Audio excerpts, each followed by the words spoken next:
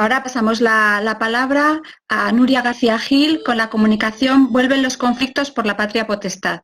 Adelante, Nuria, tienes la palabra. Bueno, buenos días y muy agradecida por formar parte de este primer congreso. Me llamo Nuria García, soy abogada, mediadora y coordinadora de parentalidad.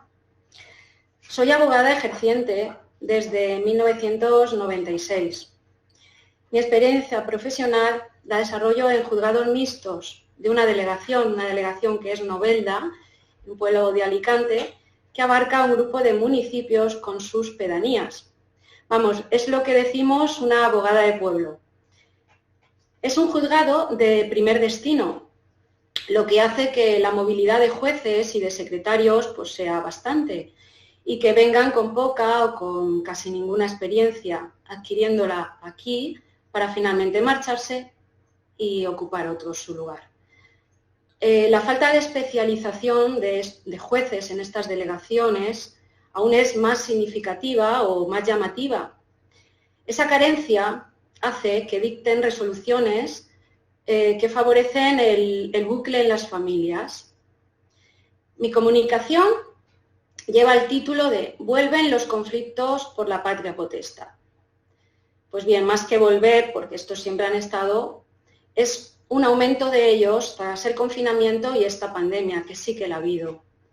Ese parón judicial de 4 largos meses no ha beneficiado, dado que también dejaron de tramitarse procedimientos de familia, provocando situaciones muy graves, como el alejamiento de uno de los progenitores de los hijos. Eso debilita muchísimo el vínculo con ellos, dañando la relación considerablemente. Y si además están triangulados por uno de ellos, pues el conflicto y la situación se agrava muchísimo más. Medidas provisionales, junto con las demandas, paradas sin proveer, progenitores desesperados y con una escalada importante del conflicto entre ellos. Dado que los procedimientos de jurisdicción voluntaria de los artículos 156 y 158 del Código Civil eran causas urgentes, estos sí se tramitaban. Entonces se interpusieron bastantes procedimientos de este tipo de jurisdicción voluntaria, pues al no poder ejercer, por ejemplo, el derecho de visitas o bien muchos relativos a cuestiones de patria potestad. Al reanudarse la actividad judicial en junio, la conflictividad en las familias se hizo más evidente. Además, ese retraso judicial normal en juzgados como en mi delegación, que es bastante habitual, aunque no debería de serlo, pero lo es, se añadió ese parón judicial. Puedo decir que, dada mi formación, he solicitado en varios procedimientos, ya una vez que se reanudaron las vistas, la designación de un coordinador de parentalidad. El primero fue en septiembre pasado. Una familia en conflicto muy escalado y agravado durante el confinamiento. Y el segundo ha sido recientemente, a fin pues, de elaborar un plan de parentalidad y ayudar a esas familias en la reducción de ese conflicto tan escalado, generalmente motivado por una deficiencia de parentalidades. Para mí, a mayor conflictividad, mayor consolidación de parentalidades y marentalidades diferentes. Y eso hace que cada progenitor se mantenga inamovible en lo que considera que es lo mejor en la educación de sus hijos, sin ser conscientes que lo que están haciendo es un pulso entre ambos, con el consiguiente perjuicio para los menores, que sobre todo llegan a confusiones de educación, de límites, y se encuentran muchas veces en un conflicto de lealtades, nada agradable para ellos, algo muy dañino en su fuero interior, en su fuero interno, y que con total probabilidad explotará en la adolescencia. De adultos, seguramente repetirán patrones, unos patrones parentales que son adquiridos en confusión, en conflicto, creando vínculos inseguros. Este conflicto entre los progenitores por un desarmónico divorcio genera dificultades agravadas en ese ejercicio de la patria potestad, que conduce a que sea el juez quien decida sobre qué hacer ambos padres con sus hijos, decisiones que solo le competen a los padres. En esta batalla no es ganar, aunque algunos lo crean, es poner en primer lugar el interés del menor y que a veces recae en juzgadores sin experiencia ni especialización, dictando resoluciones que no siempre son adecuadas a esa familia, aunque no olvidemos que esta familia que acude al juzgado ha perdido la capacidad para dirimir sus propias diferencias. Acudir a estos procedimientos de jurisdicción voluntaria de los artículos 156 y 158 del Código Civil, por ejemplo, la elección de un psicólogo, o bien incluso de la propia necesidad de tratamiento, de acudir al psicólogo, ocurre que habiendo acordado el tratamiento, uno de ellos le dé importancia a una cosa y el otro se la quite o se la reste. O bien que quien ostenta la custodia, por ejemplo, el que no la ostenta se sienta excluido y despechado porque no se le ha tenido en cuenta en esa decisión y bien o se niega a darle el tratamiento a su hijo o bien a pagarlo. Eso también sucede. También es habitual la elección de un centro escolar. Suele ser acudir a un procedimiento de jurisdicción voluntaria porque no se ponen de acuerdo. Recientemente leí una noticia en la cual unos padres en custodia compartida llevaban a su hija a guarderías diferentes según la semana que le correspondía a la niña. Estos padres que se inician y que ostentan la custodia compartida y que no son capaces de elegir de común acuerdo la guardería de su hija, pues se prevé un futuro conflictivo entre ellos en el ejercicio de la patria potestad. Esto supone un desgaste considerable en esa familia. Esta noticia fue debatida en un foro de abogados. Decir que los comentarios fueron de muy diversa índole y algunos de ellos, bueno, bastantes de ellos lo consideraban beneficioso, pues la niña pues tendría mayor adaptabilidad a los entornos, favoreciendo sus relaciones sociales porque favorecería mayores habilidades sociales. Bueno, en mi opinión, yo creo que hay que buscar el equilibrio. Es obvio que a edades tempranas el niño se desarrolla en seguridad cuando tiene un patrón establecido y seguro de normas claras y en coherencia, tanto a nivel emocional como de aprendizaje. A medio o largo plazo puede generarle desequilibrios en su gestión emocional, habilidades sociales, aprendizajes. Es obvio que cuanto más claro lo tenga esa niña, mucho mejor será para ella y para la familia. A ver, ¿qué pasaría en guarderías con un modelo de educación y aprendizajes diferentes? Por ejemplo, una pedagogía Waldorf, que es la conocida como pedagogía libertaria, y una religiosa por irnos a dos extremos. Le generaría, por supuesto, desequilibrios a ser completamente diferentes los modelos, desequilibrios emocionales en una adolescencia donde buscará el reclamo de sus iguales. ¿Y esto qué puede desencadenar? Puede desencadenar trastornos que pueden ser muy graves de conducta de ese adolescente, desembocados también en adicciones, por ejemplo. También se puede acudir al proceso de jurisdicción voluntaria, también es habitual para el tema de la comunión, si comulgan o no, el día, el lugar de celebración, todo eso en manos de un juez. O incluso las vacunas, un tema que también genera bastantes fricciones entre los progenitores. Son procedimientos en que los progenitores han delegado su decisión, que le corresponde solo a ellos, en un juez, en una tercera persona, pues su ejercicio se ha debilitado por una pérdida de capacidad en el ejercicio de la parentalidad y de la marentalidad. Y así, de esta manera, el conflicto sigue escalando. Este tipo de procedimientos se convierten en la vía habitual de estas familias, cada vez más insatisfechas entre ellas y con la justicia. Y si son del turno de oficio, en el cual coleccionan profesionales, pues le hace que su insatisfacción sea mayor y el conflicto sea muchísimo mayor. Desde mi experiencia profesional y de mi formación en la búsqueda de una mayor satisfacción, primero para mí y después para mis clientes, puedo concluir que la especialización tanto de abogados, de jueces, de fiscales, operadores jurídicos, se hace necesaria. Y yo diría casi de obligada realización, a fin de ir produciendo pequeños cambios, máxime, cuando es el interés del menor el que debemos de proteger, el que hay que proteger por encima de todo. A ver, por ejemplo, dirigirlos a mediación en fases iniciales del conflicto para evitar esa escalada es proteger a la familia a seguir siendo familia.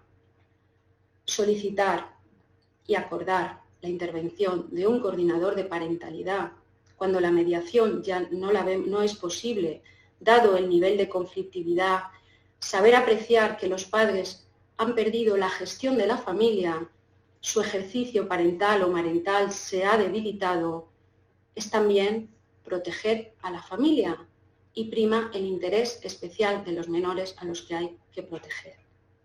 Así que los abogados, primeros receptores para iniciar los trámites de un divorcio o de un procedimiento de medidas, precisamos de esa formación especial en familia, en sistemas familiares, poder apreciar el duelo del cliente en el momento en el que está, acompañar en el proceso de divorcio para que éste sea armónico, ayudarles a realizar esa hoja de ruta para ese viaje que ha comenzado como divorciados y que la familia se modifica, aunque sí permanece, ayudarlos a entender e iniciar ese proceso de transformación familiar para ensamblar ambos domicilios, dos proyectos como individuos y uno solo como proyecto, un proyecto como familia, dado que la familia no se rompe la relación, no la familia, esa familia con esos niños continúa.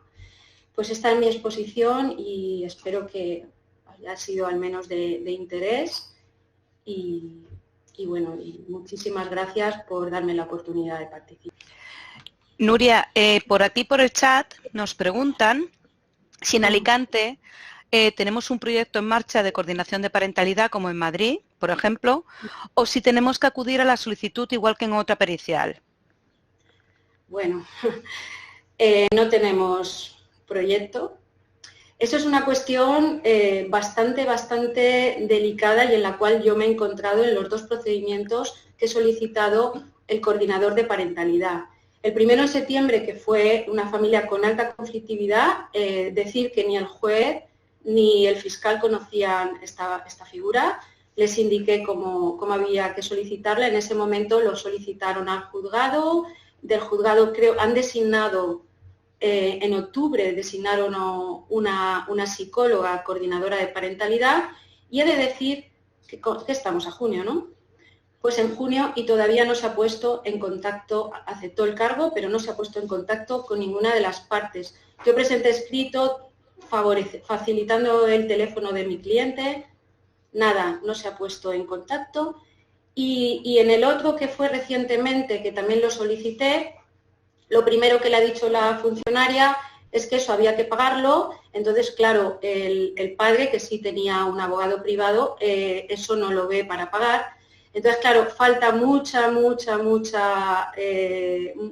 demasiada información sobre eso, que al final no es que ni caro ni barato, sino simplemente es favorecer y empoderar a esa familia que ha perdido la gestión de la familia, y no hay ahora mismo ningún proyecto en el cual podamos tener la certeza de que vayamos ahora mismo a tener una designación y un trabajo del COPA, porque no hay una cobertura en eso, que es lo que necesitamos, esa cobertura.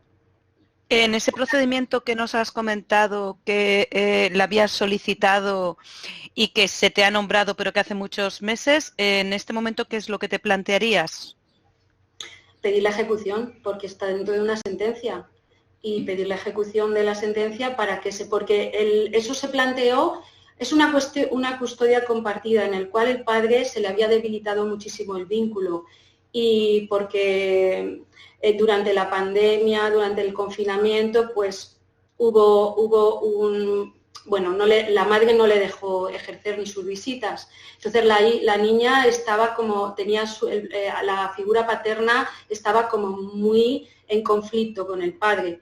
Al final se acordó una custodia compartida, pero porque ellos tenían también un plan de intervención familiar en servicios sociales que nos está realizando porque está a la espera de este coordinador de parentalidad, para crear un plan de parentalidad, trabajar esas parentalidades y marentalidades que estaban muy debilitadas. La niña en ese momento no había un vínculo que pudiéramos decir más seguro. Entonces es súper importante, importantísimo que el coordinador de parentalidad trabaje en esa familia, trabaje con servicios sociales, con la escuela, etcétera, con el psicólogo, pero hasta este momento esa lista que en principio solo había por parte de los psicólogos no está funcionando y es que la razón no la tengo clara, no sé por qué es, no sé qué pasa. Ahora mismo también tenemos la lista del Instituto del Colegio de Abogados de Alicante, que también recientemente se ha lanzado también los COPA que somos en el Colegio de Abogados. Bueno, hay bastantes resistencias en el uso de esta figura y en la implantación de la misma para mí, por lo que estoy viviendo solo en esos dos procedimientos. Sé que en los juzgados de familia de Alicante sí que se estaba ya designando anteriormente, pero yo vengo a hablar de un juzgado mixto, que ya lo he comentado, de una delegación de pueblos en el cual hay más dificultades aún si cabe. ¿Esas dificultades tú crees que se deben también a la falta de una jurisdicción especializada de familia? Fundamental, por supuesto. Porque, a ver, en temas, por ejemplo, una exploración de un menor. Una exploración de un menor se precisa de una formación especial. Se han estado haciendo exploraciones de menores por jueces y fiscales, los abogados nos quedamos fuera, unas veces te dicen el resultado, otras veces ni siquiera te dicen el resultado, depende del juez, eso lo sabemos. Bueno, pues no sabemos cómo se hacen, pero realmente estamos hablando que son jueces más bien jurídicos y yo dudo de que tengan una formación especial en familia, por lo menos en la población, en la delegación en la cual yo estoy refiriéndome. Entonces, claro, no sé cómo se hacen esas. Yo reivindico las exploraciones de menores que se hagan a través de personas con formación. Si no lo tienen, pues hombre, nos aseguramos seguro con psicólogos, por ejemplo, como se hacen muchas veces en procedimientos penales. Eso, tenemos una compañera que ha levantado la mano, Francesca. No sé si puede hablar con el micrófono y si no que nos lo escriba por el chat.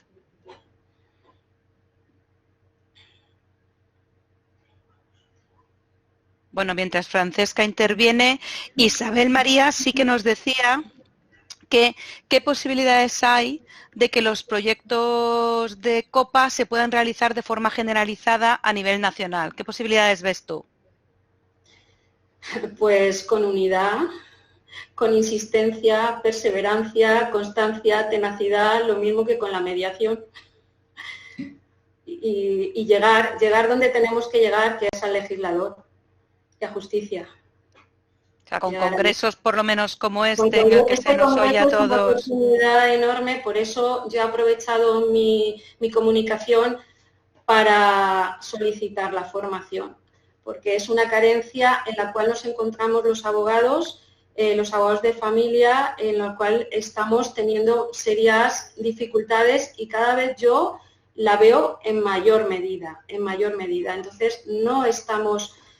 aparte de la lentitud de esos juzgados que necesitamos reacciones y resoluciones que sean rápidas, porque estamos hablando de niños, estamos hablando de familia, estamos hablando de que cualquier cosa, el conflicto sabemos nosotros como gestores de conflictos que van a escalar muchísimo mayor. Necesitamos respuestas, necesitamos mecanismos. Sí, han habido muchas modificaciones ahora recientemente de normas, como la ley integral de protección de la infancia, de la adolescencia, lo que sea también de la tutela.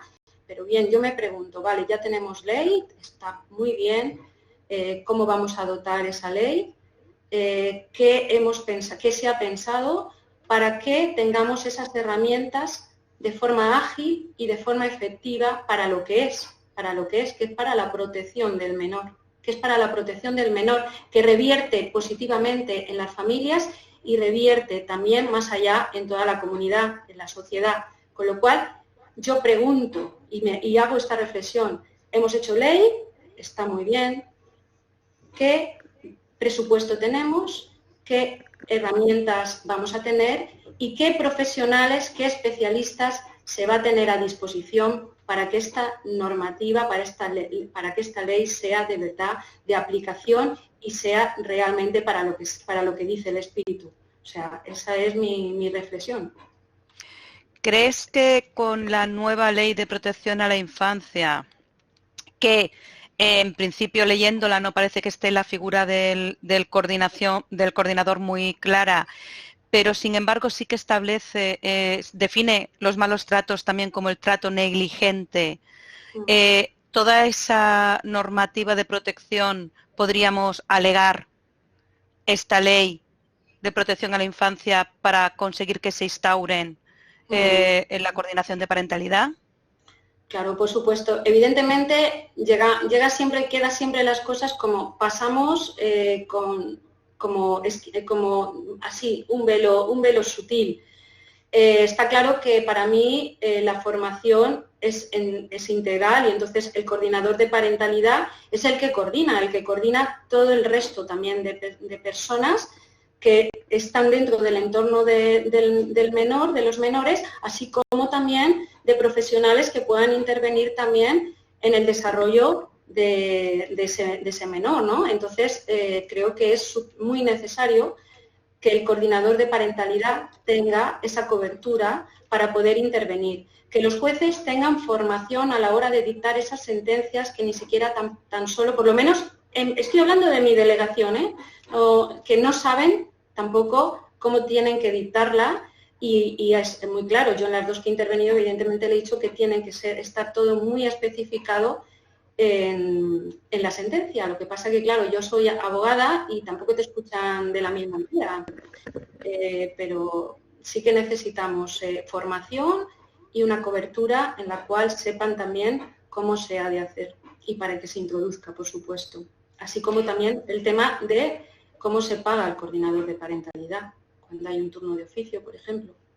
Por aquí te decían en el chat, Isabel María Santa María, que también es coordinadora de parentalidad, decía que ese es el problema, el presupuesto. Claro, como todo.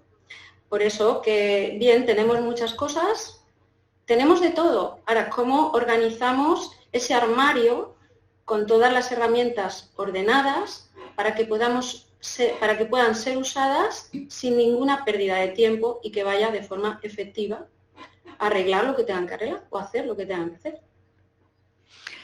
Encarna pregunta si en tu delegación crees que los jueces son partidarios de figuras como el coordinador de parentalidad. A ver, yo en la primera, que fue en la de septiembre, no sabía exactamente, yo prácticamente solicité cómo había de ser, y esa jueza sí que se lo investigó y dictó la sentencia, porque yo sí que le dije que en Alicante podía preguntar, porque sé que en juzgados de familia de Alicante ya habían empezado a designar a coordinadores de parentalidad. Y luego el otro que tuve hace poco, recientemente, era un juez, no sabía tampoco, y el fiscal que había tampoco había oído, pero le pareció al fiscal muy, muy interesante, y él también lo solicitó. Y bueno, preguntó a su compañera, la otra del otro juzgado de la misma delegación. Lo que pasa es que ha sido un poco confuso, o sea, igual que ha pasado un poco el velo y entonces tampoco ha dejado las cosas demasiado claras. O sea, que eso también. Pero partidarios sí, porque al final lo hicieron, porque al final yo creo que lo que ellos quieren es que estas familias no tengan tanta conflictividad, porque estamos hablando que tienen jurisdicción voluntaria, pueden tener delitos leves, ejecuciones. Entonces ellos al final lo que ven es un tocho de la misma familia y la herramienta que tengan, que puedan usar para poder disminuir al menos ese trabajo, si ellos ven en el trabajo o en el conflicto, depende, pues eso todo será, bueno, para mí ha sido, por lo menos me han escuchado y lo han hecho. Por aquí nos está diciendo Encarna, ¿qué consejo nos darías para tratar estos temas con los compañeros letrados? ¿Cómo le vendemos la figura a los compañeros para convencerles? Pues, en principio, ¿qué perseguimos? ¿Qué perseguimos? El interés de los menores, ¿no? Se nos llena la boca de que lo que queremos es el interés del menor. A pesar de que podamos llevar al padre o la madre, nosotros queremos el bien del menor. El bien del menor lo que hace es que la familia también esté bien, porque ambos, el padre y la madre, aunque tengan prioridades diferentes, parentalidades y marentalidades, a lo mejor el ejercicio diferente y el conflicto o el duelo estén en otro proceso, está claro que lo que quieren ambos es el bien de sus hijos, lo mejor de sus hijos. Entonces es centrar el debate en los menores para favorecer y decir que, bueno, que al final, como abogado, ¿qué persigues? La satisfacción, pero la satisfacción no viene de tu trabajo, que también, sino viene de que tu cliente realmente esté en calma, esté satisfecho y agradecido por haber acompañado y haber dirigido al camino, porque ellos en principio ven muchos caminos, muchas bifurcaciones y no saben exactamente qué camino tienen que andar. Para eso estamos nosotros, para acompañarlos al camino adecuado, ¿no? Para el interés del menor. Y si tenemos herramientas, pues mejor que no tenerlas, ¿no? ¿Crees que los letrados que se dedican al ejercicio en el derecho de familia deberían tener una mayor formación tanto en lo que es cómo le afecta a los niños todo este proceso de ruptura, por decirlo, porque pueden ser divorcios o pueden ser custodias o puede ser lo que sea, que tendrían que tener una mayor formación y que a veces se nos olvida ese interés del menor que tú estás comentando? Bueno, evidentemente lo he dicho en mi comunicación. Para mí es obligado tener esa formación. Tenemos la formación jurídica, nos vamos formando también cuando hay reformas de leyes, procesales, todo eso también llevamos la formación que va inherente a nuestro ejercicio profesional, y nosotros como abogados somos carentes respecto a todo el tema este que tú has estado hablando, el tema más de emociones, más de la gestión de esas emociones, el ponerle el nombre a esas emociones, los duelos, la sistémica familiar, etcétera. Todo ese conocimiento para nosotros como abogados de familia es un plus, dado que podemos entender, podemos ver más allá de lo que es el pacto, lo que es el convenio, lo que es el plan que tenemos que hacer, que evidentemente nosotros tenemos muy claro qué es lo que hay que hacer y cómo hay que regularlo, ¿no? Para que no tengamos ningún problema en el juzgado y demás.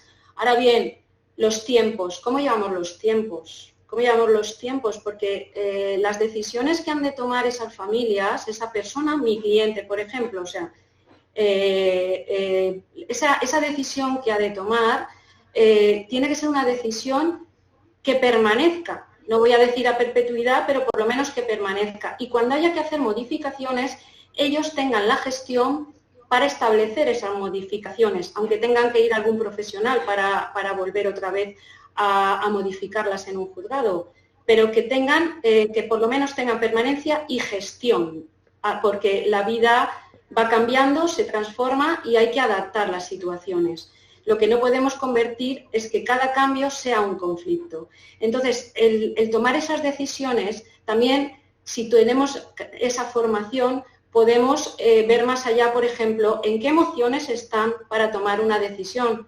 Porque si se está en la emoción de la culpa, se está en una emoción de pérdida, en la rabia, o bien también puede ser que tenga la culpabilidad, porque se conjugan muchas cosas en una ruptura de pareja, porque es el mayor quebranto que puede haber, porque rompe todo, rompe amistades, porque tienes que modificar. Entonces no es que rompa, no vamos a hablar de ruptura, de romper, porque eso es simplemente de adaptación, de transformación y de acompañamiento, que es lo que he dicho. Entonces, para mí es necesario, obligado, que haya una formación, precisamente para poder tener divorcios más armónicos. Nos queda un minuto, Nuria. Si tuvieras que pedirle a los legisladores algo que consideres esencial en este momento para la figura de la coordinación de parentalidad, ¿qué pedirías? Bueno, a los legisladores ya lo han hecho su trabajo, han hecho la ley. Ahora que hagan ese reglamento en la cual, y también a los políticos fundamentalmente, que hagan presupuesto y que inviertan en lo que es importante. Es importante la familia. La familia es la primera comunidad en la que estamos y la suma de comunidades es lo que conforma toda la sociedad y toda en la cual ellos se supone que están gestionando. Un conjunto de individuos, un conjunto de familias. Entonces, que inviertan en lo importante, que inviertan en los niños, que inviertan en la sociedad y que inviertan y que no se llenen la boca de hablar de futuro, porque el futuro realmente son los individuos y son los niños. Entonces, que inviertan. Y para invertir necesitamos tener todas esas herramientas, todos esos profesionales para acompañar a esas familias. Muchísimas gracias, Nuria. Gracias por tu intervención. A vosotros.